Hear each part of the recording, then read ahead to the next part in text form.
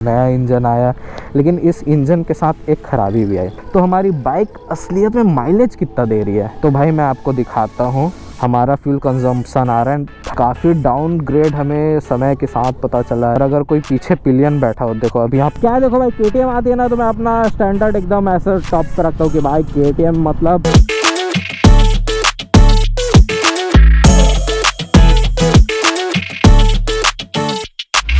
So hey guys, welcome back to a new vlog. Welcome back to my YouTube channel uncut vlog. स्वागत है आपका इस नए video में। और हम आज बात करेंगे हमारे ड्यूक 390 जेन 3 का 1 ईयर रिव्यू।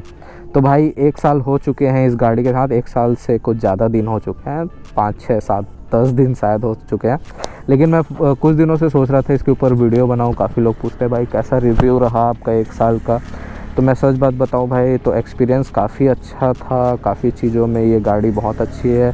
काफ़ी डाउनग्रेड हमें समय के साथ पता चला है कि भाई मैं तो सोच रहा था ऐसा होगा, लेकिन फिर वैसा तो नहीं है वाला बात हो गया। तो चलो शुरू करते हैं इस गाड़ी का रिव्यू 1 ईयर वाला।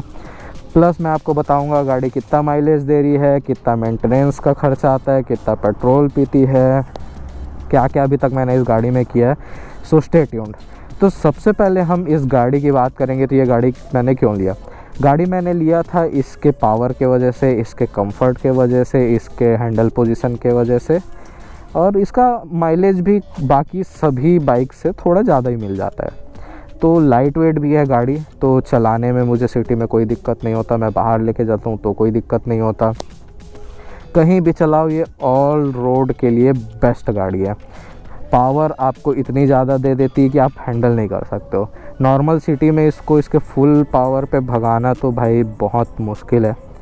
तो अगर आप कभी भी इस बाइक को लेके इसका फुल स्पीड ट्राई करना चाहते हो, तो खाली रोड है, हाईवे हैं, उस पे आप मतलब मैं तो रिकमेंड नहीं करता कि आप एकदम तेज़ भगाओ, लेकिन देखो ऐसा खाली जगह है तो थोड़ा बहुत आप टेस्ट कर सकते हो। तो मैं भाई ये गाड़ी को बिल्कुल धुलवाया नहीं हूँ, क्योंकि मैं आपको इससे भी कुछ चीज़ें बताना चाहता हूँ। देखो जैसे गाड़ी कैसे गंदी होती है, सामने गंदी होती है भाई, और अगर कोई पीछे पिलियन बैठा हो, देखो अभी यहाँ पर लगा हुआ तो है इसका टेल, फिर भी जो गंदा होता है आप यहाँ तक देख सकते हो, यहाँ पर देख सकते हो, इधर देख सकते हो।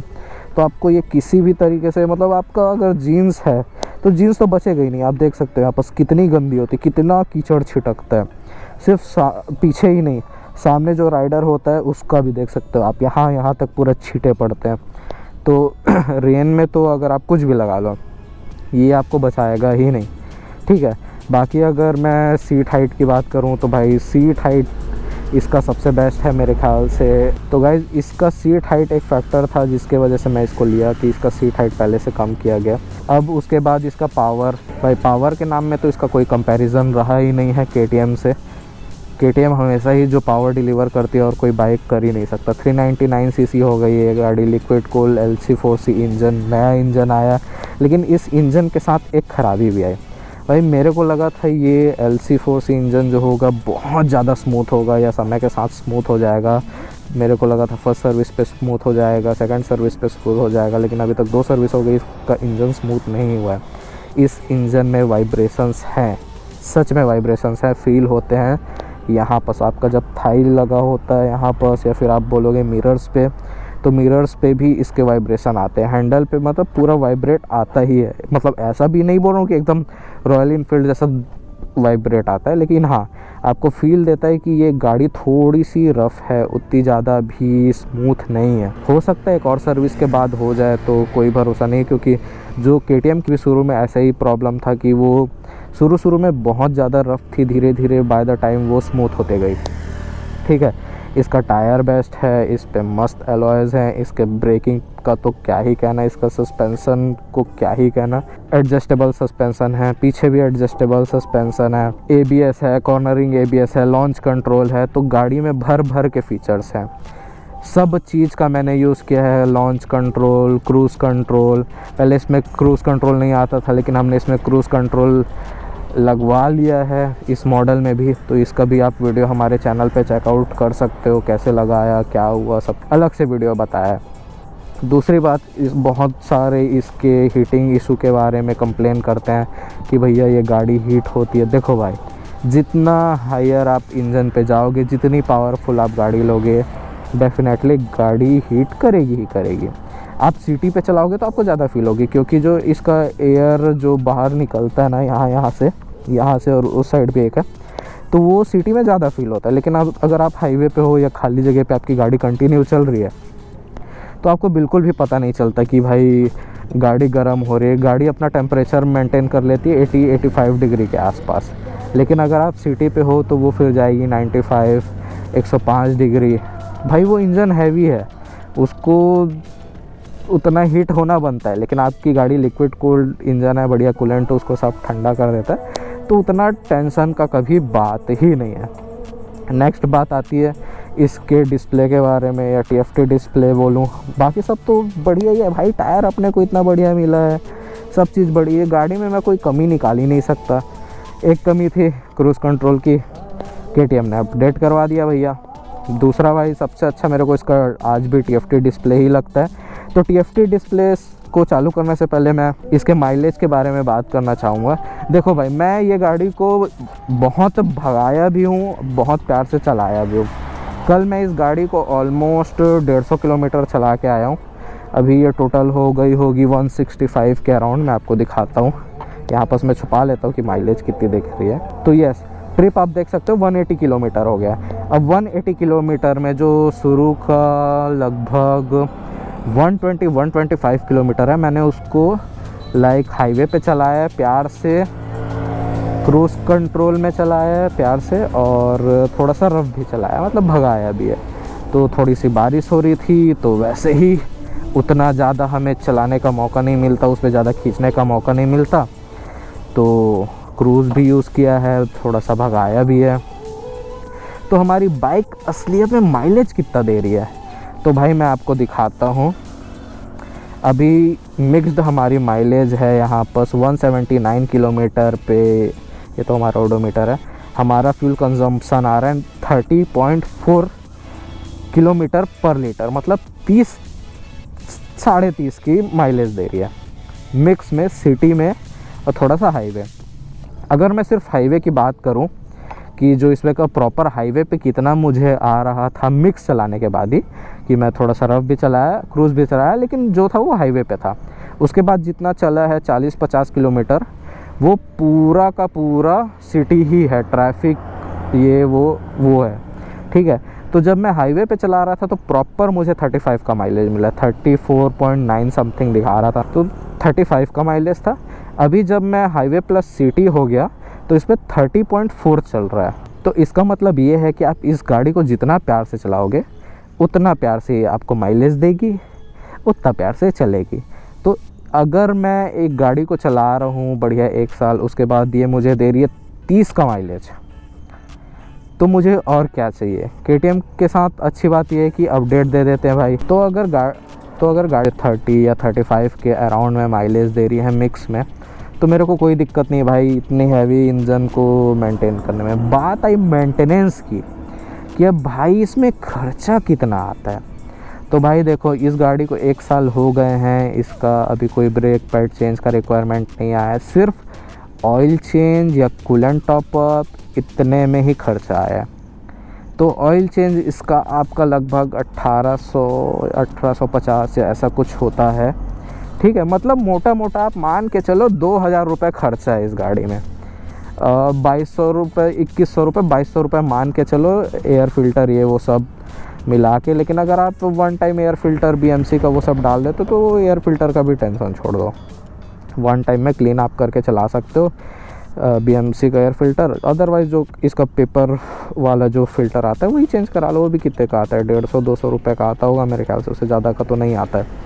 तो हर 1 साल में या हर 5000 किलोमीटर में अगर आपको 2000 रुपये सिर्फ खर्चा मांग रही है तो क्या हो रहा है। लेकिन हाँ, जब और खर्चों की बात आती है, जब इसमें मेजर खर्चा आना जब शुरू होगा, तो वो है इसका ब्रेक पैड। ब्रेक पैड जो इसका फ्रंट का है वो 2-2,500 समथिंग का है, पीछे का तो 300-400 रुपये का, 200 रुपये का भी हो सकता है। तो ब्रेक पैड का खर्चा है। लेकिन अगर आप इंजन ब्रेकिंग पे रिलाय करते हो तो वो भी थोड़ा लंबा चल जाएगा। अभी देखो 9300 समथिंग किलोमीटर हो गया है, ब्रेक पैड पे कोई खर्चा नहीं आया है। अभी ब्रेक पैड काफ़ी दिख भी रहा है मुझे, सामने का भी दिख ही रहा है, जबकि सेरेमिक ब्रेक पैड है इस पर। तो बात कुछ ऐसी है। बाकी अगर आप मेरे से पूछोगे कि इस गाड़ी में मैंने क्या क्या मॉड कराया है, ऐसा कुछ नहीं कराया भाई। यूज़फुल चीज़ें कुछ लगवाई, जैसे मिरर, ये वाला जो नंबर प्लेट ऊपर में यहाँ पास होता था उसको मैंने नीचे करवा दिया, यहाँ पास कैमरा होल्डर लगवा दिया। और क्या करवाया है, सामने में फॉग लाइट्स लगवा दिए हैं। और टेल टाइडी कराया था, टेल को वापस लगवा दिया क्योंकि बारिश आई हुई थी अभी। तो बात कुछ ऐसी ही है। अब माइलेज तो मैं झूठ नहीं बोल सकता, आपके सामने है। ट्रिप 2 में जितना माइलेज है वो यहाँ पर दिखा रहा है। और ऐसा भी नहीं कि मैं 10 किलोमीटर चला के उसमें 40 का माइलेज दिखा के आपसे काम निकलवा लूँ, ऐसी बात नहीं है भाई। ऑलमोस्ट मैंने 180 किलोमीटर चलाया, उसके बाद मैं आपको माइलेज का वीडियो दे रहा हूँ कि भाई माइलेज हमने इतना चलाया। तो भाई जो सबसे बड़ा बेनिफिट मेरे को KTM लेने का यही लगा कि जो अपडेट्स आए भाई, जैसे इसमें एक अभी अपकमिंग अपडेट है जो कि है हीटेड ग्रिप वाला। हो सकता है हीटेड ग्रिप वाला अपडेट आ जाएगा अब कुछ टाइम में। तो ऐसा कुछ मान के चलो कि आप अगर KTM ले रहे हो तो भाई KTM जो अपना ट्रस्ट दे रही है ना भाई आज के डेट में, वो काफ़ी बढ़िया है। क्योंकि भाई कंपनी पता नहीं 10 साल का वारंटी क्या क्या चीज़ नहीं दे रही है अभी। यहाँ तक कि जो GST में प्राइस भी ऊपर नीचे हुआ सब एब्जॉर्ब कर ली भाई। 399cc में जितना भी एक्स्ट्रा पैसा हुआ वो भी एब्जॉर्ब कर ली। मतलब आपको जितना पड़ रहा था उतना ही पड़ रहा, उसमें प्राइस हाइक हुआ ही नहीं, हालांकि कम भी हुआ होगा थोड़ा बहुत। तो इस वजह से मैं बहुत इम्प्रेस्ड हूँ KTM से। तो फ़िलहाल के मामले में मैं बस चाह रहा हूँ कि लोग इसका सही यूज़ करें। जो ये पावर डिलीवर करती है, जिस चीज़ के लिए जानी जाती है, इंसान यूज़ करे, ये नहीं कि कुछ भी यूज़ करे। बोलते हैं हमेशा great power comes with great responsibility. तो यस, इस पे पावर है, आपको उसको उस तरीके से यूज़ करना है। ये नहीं कि जगह जगह व्हीली मार रहा है। यार देखो, व्हीली मारना नहीं मारना सही है गलत है क्या है, मैं कुछ नहीं बोलता। प्रोफेशनली करो तो सब अच्छा है, एंटरटेनमेंट के लिए तो काफ़ी लोग अपने पर्सनल के लिए करते ही करते हैं। तो यस, ये था मेरा कुछ 1 ईयर का एक्सपीरियंस इस गाड़ी के साथ। बहुत ज़बरदस्त, बहुत अच्छा। मेरे को कोई खासा कंप्लेन नहीं है। थोड़ा बहुत वाइब्रेशन है, इतना को मैं एडजस्ट कर सकता हूँ भाई। हर गाड़ी में वाइब्रेशंस रहती है, मैं इसको कुछ ज़्यादा ही। अब क्या है, देखो भाई KTM आती है ना तो मैं अपना स्टैंडर्ड एकदम ऐसा टॉप पे रखता हूँ कि भाई KTM मतलब कुछ चीज़ की कमी नहीं छोड़ेगी। गाड़ी ने कमी छोड़ी थी क्रूज़ कंट्रोल की। कंपनी ने क्रूज़ कंट्रोल दे दिया। अब गाड़ी में ऐसा कार वाला कोई फीचर नहीं है जो अब बाइक में नहीं है, सिवाय TPMS के, टायर प्रेशर मॉनिटरिंग सिस्टम। वो भी मेरे ख्याल से कुछ सालों में सभी बाइक्स में आ जाएगा। कुछ में शायद आना स्टार्ट हो गया होगा, लेकिन कुछ सालों में वो भी आ जाएगा। तो TPMS कोई बड़ा रॉकेट साइंस नहीं है, बस आपको टायर में कितना प्रेशर है वो बताएगा। तो उसके लिए अभी भी कुछ एक्स्ट्रा एसेसरीज़ आते हैं, तो आप यूज़ कर सकते हो डेफिनेटली, कहीं पर माउंट करके लगा सकते हो।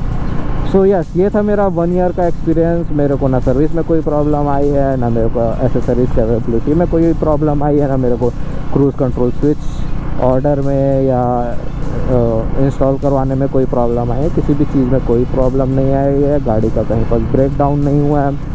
बस गाड़ी को आप मेंटेन करके चलो, अच्छे से पेट्रोल पिलाओ, इसके चैन को ल्यूब रखो। चैन ल्यूब नहीं रहेगा तो खड़खड़ा आ जाएगा। सबको यही प्रॉब्लम होता है कि गाड़ी में क्या क्या प्रॉब्लम आता है। अगर आप बोलते हो तो मैं गाड़ी के प्रॉब्लम से ही रिलेटेड एक वीडियो बना दूँगा, जो कि मैं डाल दूँगा।